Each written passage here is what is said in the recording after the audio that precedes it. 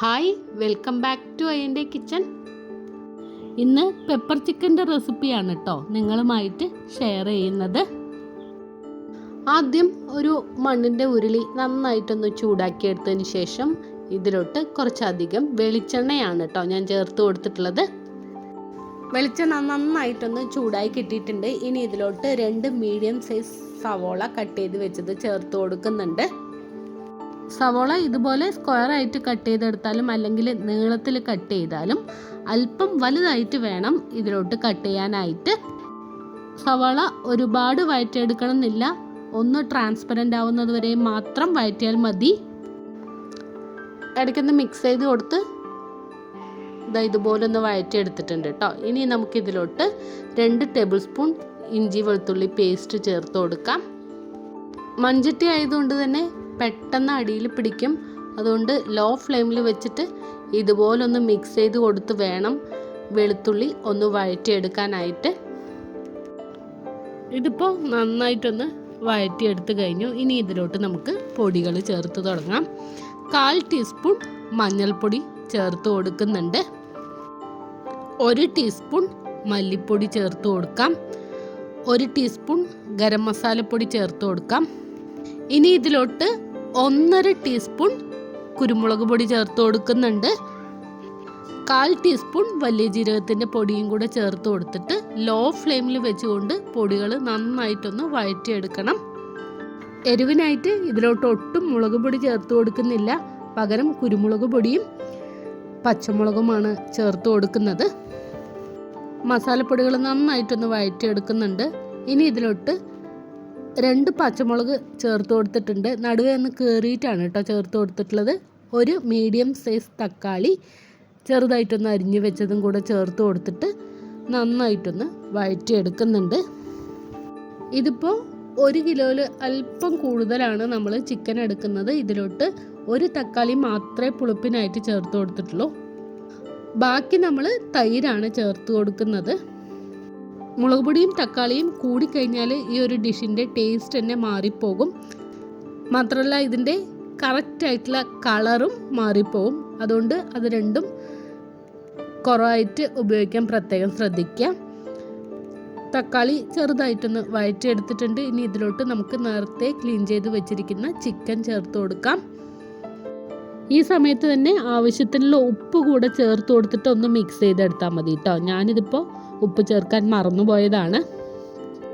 ചിക്കൻ്റെ എല്ലാ ഭാഗത്തും മസാല ആവുന്ന രീതിയിൽ നന്നായിട്ടൊന്ന് മിക്സ് ചെയ്ത് കൊടുത്തതിന് ശേഷം ഇനി ഇതിലോട്ട് 2 തണ്ട് കറിവേപ്പിലയും പിന്നെ 2-3 ടേബിൾ സ്പൂൺ തൈരും കൂടെ ചേർത്ത് കൊടുക്കുന്നുണ്ട്.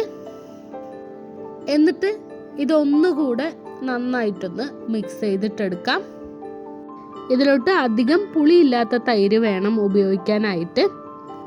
അഥവാ പുളി കൂടുതലാണെങ്കിൽ 1.5 അല്ലെങ്കിൽ 2 ടേബിൾ സ്പൂൺ മാത്രം ചേർത്ത് കൊടുത്താൽ മതി. തൈരും കറിവേപ്പിലയൊക്കെ ചേർത്ത് കൊടുത്ത് നല്ലവണ്ണം ഇതുപോലൊന്ന് മിക്സ് ചെയ്ത് കൊടുത്തിട്ട് ലോ ഫ്ലെയിമിൽ വെച്ച് വെള്ളം ചേർക്കാതെ കുറച്ച് നേരം ഒന്ന് അടച്ച് വെക്കണം. ഇതിപ്പോൾ മൺപാത്രത്തിൽ ഉണ്ടാക്കുന്നത് കൊണ്ട് തന്നെ ഞാൻ അല്പം വെള്ളം ചേർത്ത് കൊടുത്തിട്ടാണ് കേട്ടോ അടച്ച് വെക്കുന്നത്, അല്ലെങ്കിൽ അടിയിൽ പിടിക്കും പെട്ടെന്ന്. ഒന്ന് മിക്സ് ചെയ്ത് കൊടുത്തിട്ട് ലോ ഫ്ലെയിമിൽ 5 മിനിറ്റ് ഇതൊന്ന് അടച്ച് വെച്ചിട്ട് റെഡിയാക്കി എടുക്കുന്നുണ്ട്. ഇടയ്ക്കൊന്ന് അടപ്പ് തുറന്ന് മിക്സ് ചെയ്ത് കൊടുത്തിട്ടുണ്ടായിരുന്നു. ചിക്കനിൽ നിന്നും അല്പം വെള്ളം വന്നിട്ടുണ്ട്. ഇതുപോലൊന്ന് മിക്സ് ചെയ്ത് കൊടുത്തതിന് ശേഷം ഇനി നമുക്ക് ചിക്കൻ മുങ്ങുന്ന രീതിയിൽ വെള്ളം ഒഴിച്ചു കൊടുത്തിട്ട് അടച്ച് വെച്ച് ചിക്കൻ നന്നായിട്ടൊന്ന് കുക്ക് ചെയ്തിട്ടെടുക്കണം. ഇപ്പം തന്നെ ഹസ്ബൻഡും മക്കളും എല്ലാവരും വന്ന് എൻ്റെ ചുറ്റും നിൽക്കുന്നുണ്ട്. കാരണം എന്താണെന്നറിയോ, ചിക്കനും മസാലപ്പൊടികളും കൂടെ ഒന്ന് തിളയ്ക്കുമ്പോഴത്തേക്കും തന്നെ നല്ല മണം ഉണ്ടായിരുന്നു. നിങ്ങൾക്ക് ഗ്രേവി ആവശ്യമാണെങ്കിൽ വെള്ളം അല്പം കൂടെ കൂടുതൽ ചേർത്ത് കൊടുത്തോളൂ. ഞാനിതിപ്പോൾ ഇത്ര മാത്രമേ ചേർത്ത് കൊടുക്കുന്നുള്ളൂ. ധാരാളം വെള്ളം ചേർത്ത് കൊടുത്തിട്ടുണ്ടെങ്കിലും മൺപാത്രത്തിലായതുകൊണ്ട് തന്നെ പ്രത്യേകം ശ്രദ്ധിക്കണം. ഇടയ്ക്ക് ഇതുപോലൊന്ന് തുറന്ന് മിക്സ് ചെയ്ത് കൊടുത്ത് വീണ്ടും അടച്ച് വെച്ച് വേണം ചിക്കൻ ഒന്ന് റെഡിയാക്കി എടുക്കാനായിട്ട്. ഇതിപ്പോൾ ചിക്കൻ നന്നായിട്ട് കുക്കായി കഴിഞ്ഞു. നിങ്ങൾക്ക് അല്പം ഗ്രേവി ആവശ്യമാണെങ്കിൽ ഈ സമയത്ത് തന്നെ ആവശ്യത്തിനുള്ള പെപ്പർ പൗഡറും കറിവേപ്പിലയും കൂടെ ചേർത്ത് കൊടുത്തിട്ട് ഒന്ന് മിക്സ് ചെയ്ത് കൊടുത്ത് തിളപ്പിച്ചെടുത്തിട്ട് തീ ഓഫ് ചെയ്താൽ മതിയാവും. ഞാനിവിടെ അല്പം ഡ്രൈ ആയിട്ടുള്ള പെപ്പർ ചിക്കനാണ് റെഡിയാക്കുന്നത്. അതുകൊണ്ട് തന്നെ വെള്ളം ഒന്നുകൂടെ ഒന്ന് വറ്റിച്ചെടുത്തതിന് ശേഷം 2 ടേബിൾ സ്പൂൺ പെപ്പർ പൗഡറും കുറച്ച് കറിവേപ്പിലയും കൂടെ ചേർത്ത് കൊടുത്തിട്ട് നന്നായിട്ടൊന്ന് മിക്സ് ചെയ്ത് കൊടുത്ത് തിളപ്പിച്ചെടുത്തതിന് ശേഷം തീ ഓഫ് ചെയ്ത് കൊടുക്കുന്നുണ്ട്. ഇപ്പം നമ്മൾ ചേർത്ത പെപ്പർ പൗഡറും കറിവേപ്പിലയും എല്ലാം കൂടി നന്നായിട്ടൊന്ന് കമ്പൈനായിട്ട് കിട്ടിയിട്ടുണ്ട് കേട്ടോ. പച്ചമണ എല്ലാം മാറി നമ്മുടെ പെപ്പർ ചിക്കൻ റെഡിയായി കഴിഞ്ഞു. ഒന്ന് തണുക്കുമ്പോൾ ഒന്നുകൂടെ ഒന്ന് ഡ്രൈ ആയി കിട്ടും. മറ്റ് ചിക്കൻ ഡിഷിനേക്കാൾ എളുപ്പത്തിൽ നമുക്ക് ഈ പെപ്പർ ചിക്കൻ റെഡിയാക്കാൻ പറ്റും കേട്ടോ. ഇതിലോട്ട് അധികം ഉള്ളിയും തക്കാളിയും വേണ്ട, കുറച്ച് മാത്രം മസാലപ്പൊടികൾ മതി. മാത്രമല്ല ഒരുപാട് സമയം നമുക്ക് വഴറ്റേണ്ട ആവശ്യവും വരുന്നില്ല. അതുകൊണ്ട് തന്നെ വളരെ ഈസി ആയിട്ട് ഇതൊന്ന് റെഡിയാക്കി എടുക്കാൻ പറ്റും. എളുപ്പമല്ലേ ഉണ്ടാക്കാനായിട്ട്?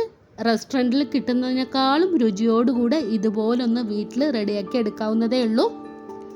പിന്നെ ചോറിനൊപ്പവും പലഹാരത്തിനൊപ്പവും എല്ലാം ഉപയോഗിക്കാൻ പറ്റുന്ന നല്ലൊരു ചിക്കൻ ഡിഷും കൂടിയാണിത്. ഇതുപോലൊന്ന് ട്രൈ ചെയ്ത് നോക്കുക കേട്ടോ. എന്നിട്ട് നിങ്ങളുടെ ഫീഡ്ബാക്ക് കമൻറ്റ് ബോക്സിൽ അറിയിക്കുക. പിന്നെ ഈ വീഡിയോ ഇഷ്ടപ്പെട്ട് കഴിഞ്ഞാൽ ഒന്ന് ലൈക്ക് ചെയ്യാൻ നോക്കുക. സബ്സ്ക്രൈബ് ചെയ്യാതെ കാണുന്നവർ സബ്സ്ക്രൈബ് ചെയ്ത് സപ്പോർട്ട് ചെയ്യുക. മറ്റൊരു നല്ല വീഡിയോയുമായി വീണ്ടും കാണാം. അതുവരെയും ബൈ. താങ്ക്